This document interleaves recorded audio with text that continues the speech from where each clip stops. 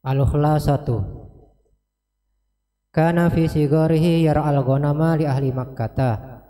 Fasafara ila Syam ma'a ammihi wa huwa ibnu tis'in aw ibnu thalatha asyrata wa ra'ahu ar-rahib wa hayra wa arafa fihi alamatin nubuwah.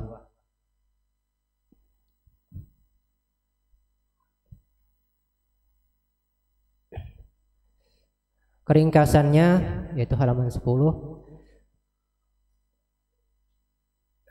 halaman 8 atau 9 adalah Nabi SAW di waktu kecilnya menggembala kambing kepunyaan orang-orang Makkah.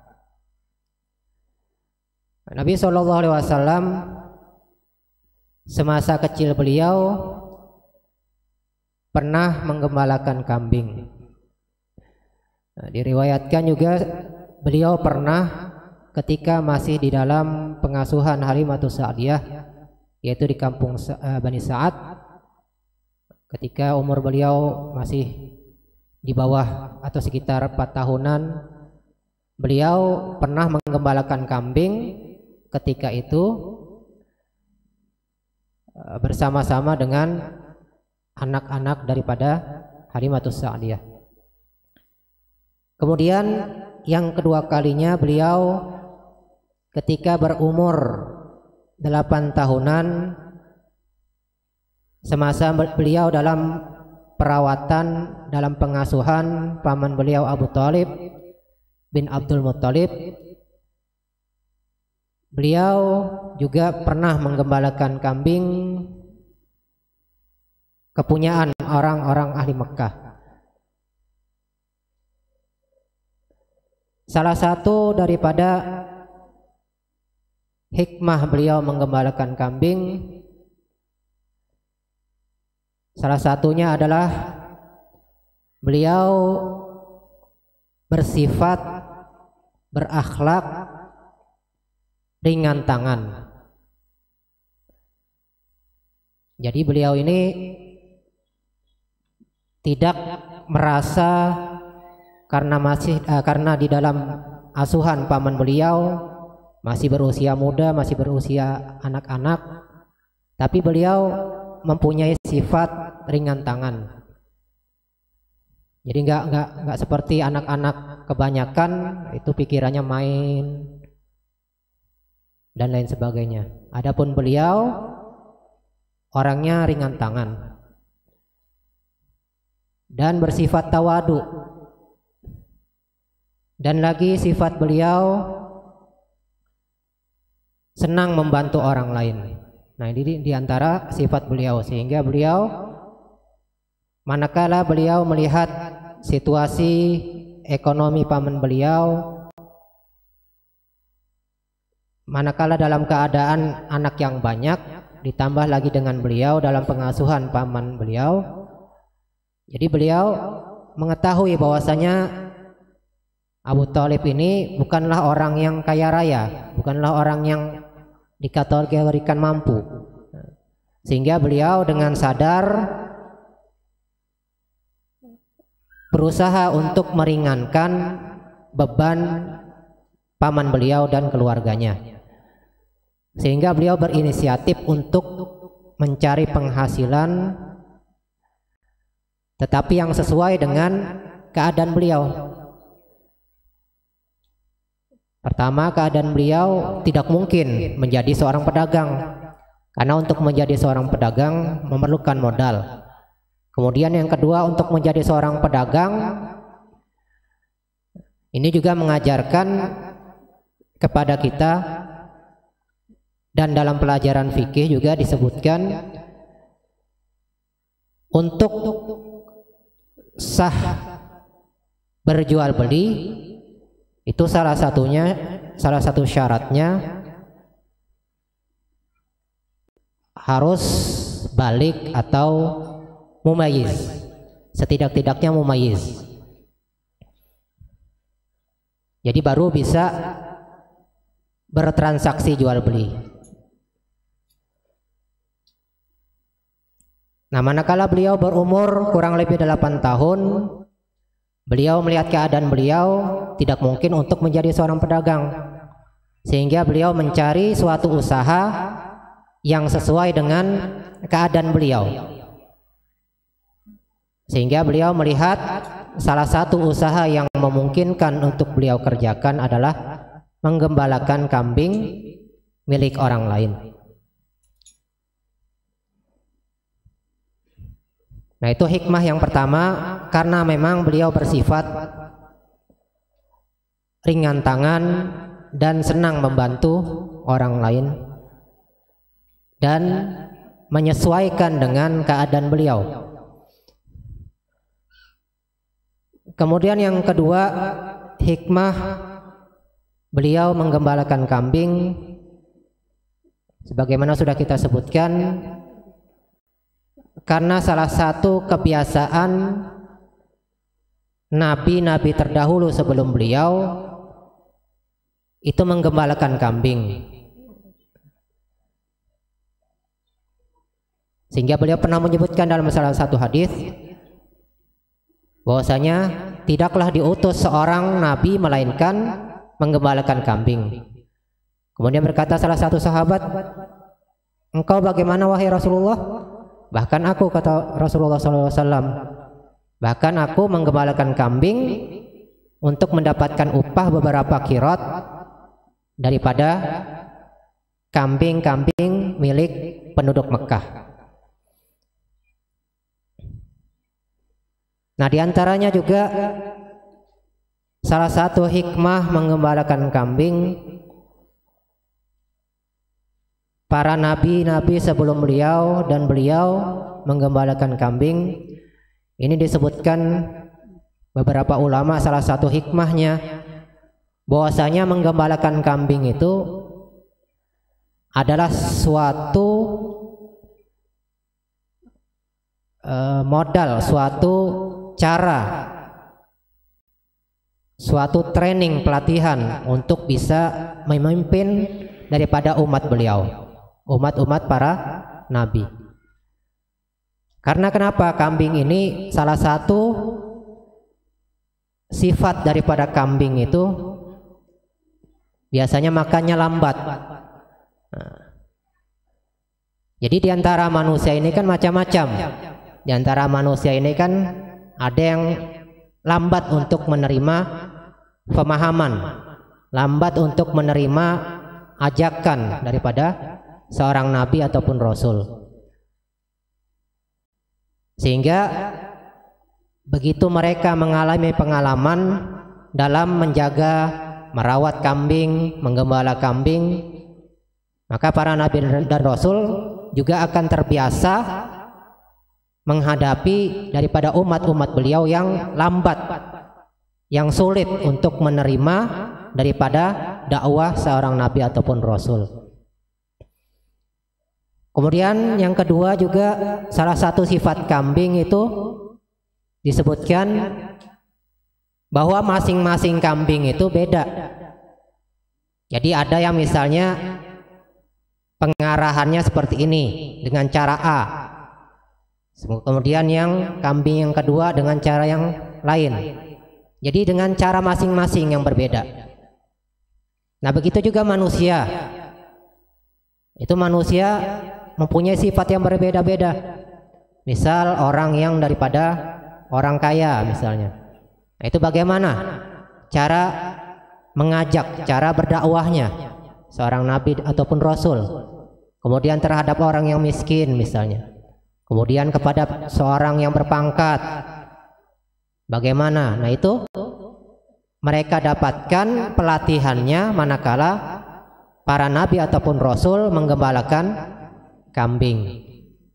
Dan banyak daripada sifat-sifat kambing yang bisa menjadikan pembelajaran terhadap para nabi dan rasul ketika mereka kelak menghadapi umat-umat mereka. Kemudian diantara hikmah yang lain daripada menggembalakan kambing, diantaranya di situ memerlukan keluasan daripada akhlak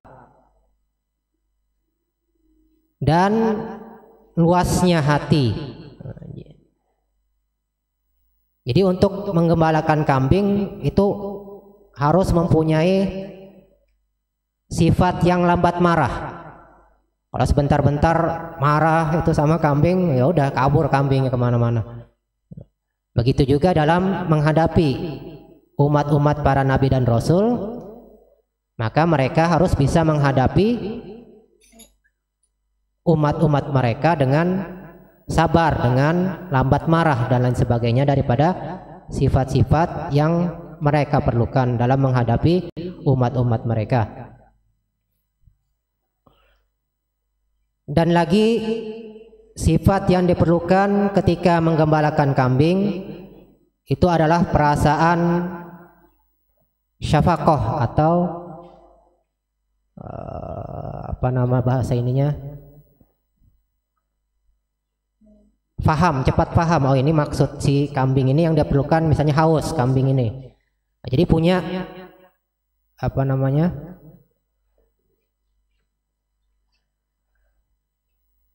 mempunyai respon lah. Ini paham, oh ini kambing ini perlunya seperti ini kambing ini perlu seperti ini. Jadi begitu juga dalam menghadapi umat-umat mereka kelak. Oh, ini umat yang seperti ini perlunya seperti ini menghadapinya. Nah, jadi kambing begitu juga. Jadi harus mempunyai apa bahasa ini? Mempunyai intuisi atau apa bahasa ininya tuh. Jadi harus bisa mensikapi masing-masing daripada umatnya. Begitu juga kambing tadi. Beda halnya dengan ayam, mungkin sapi, itu beda. Jadi kambing ini beda sendiri.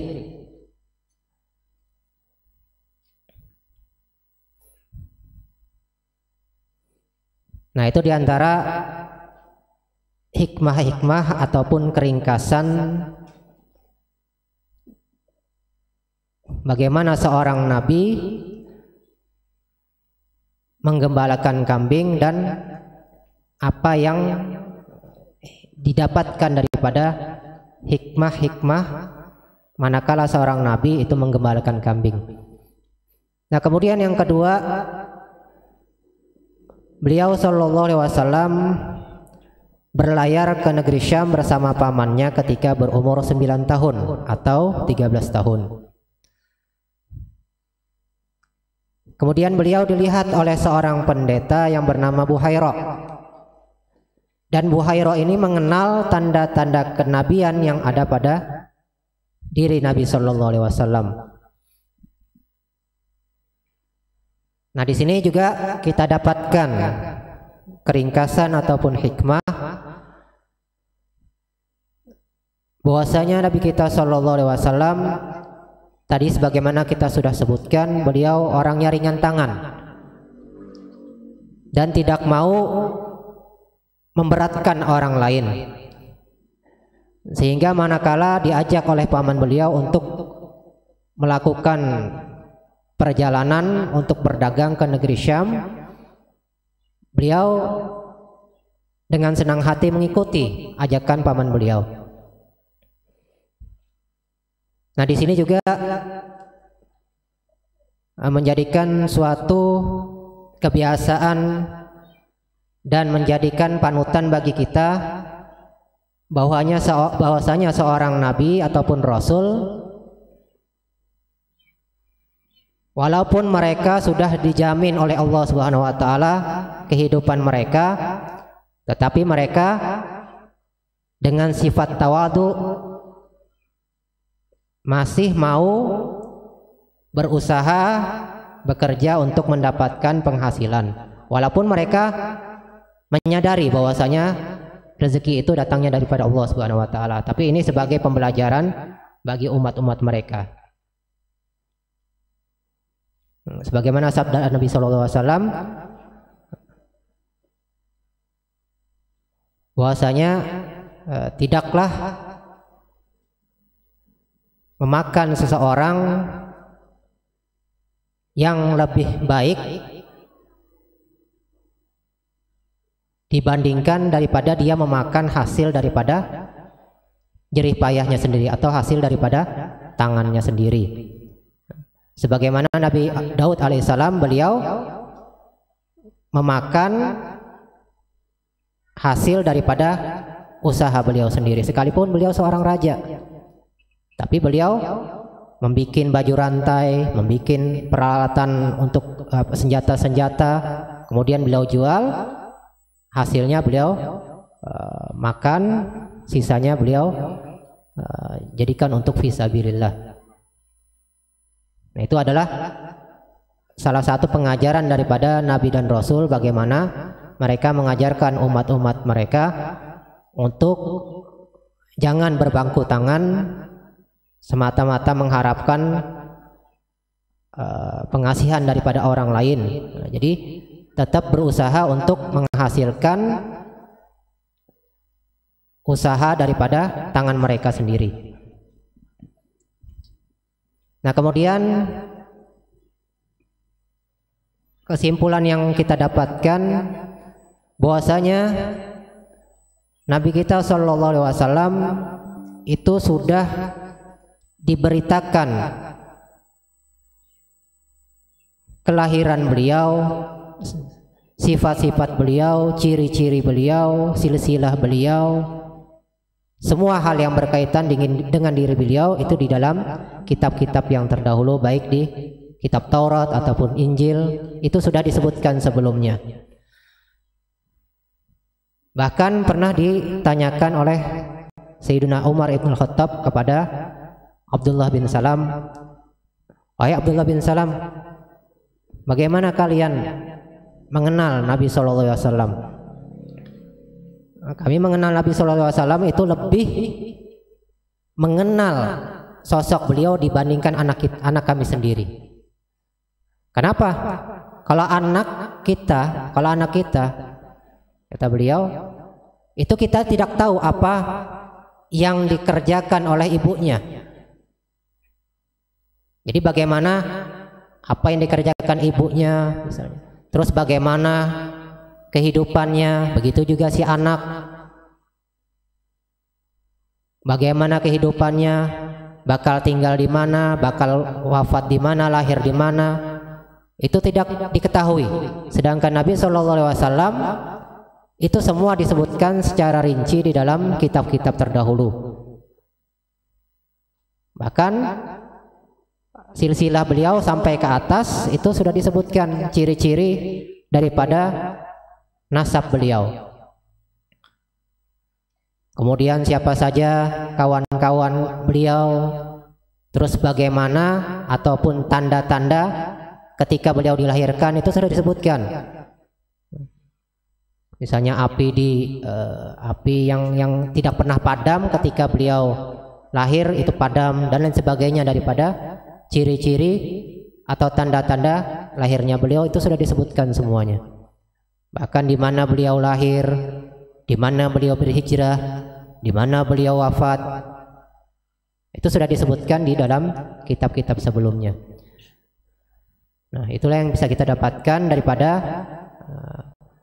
peristiwa beliau menggembalakan kambing dan perjalanan beliau ke negeri Syam untuk berdagang.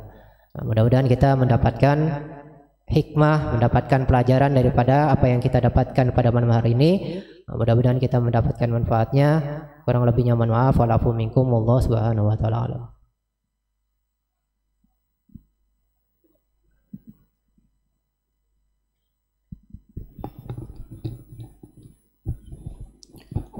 Bismillahirrahmanirrahim. Halaman 14.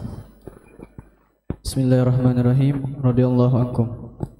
Dalam kesempatan lain beliau berkata, "Naza'al aqdar man istakbaha min akhihi ma la yadkhulu tahtal ikhtiyar."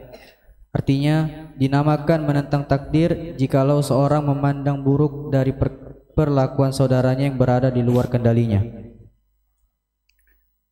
Bismillah walhamdulillah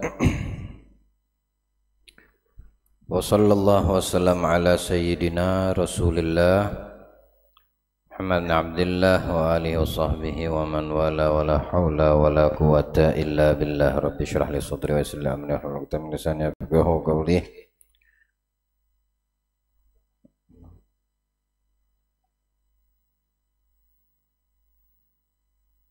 Berkata Al-Imam Al-Qutbil Irsyad wa Wawthil Ibad Al-Habib Abdullah bin Alwi Al-Haddad,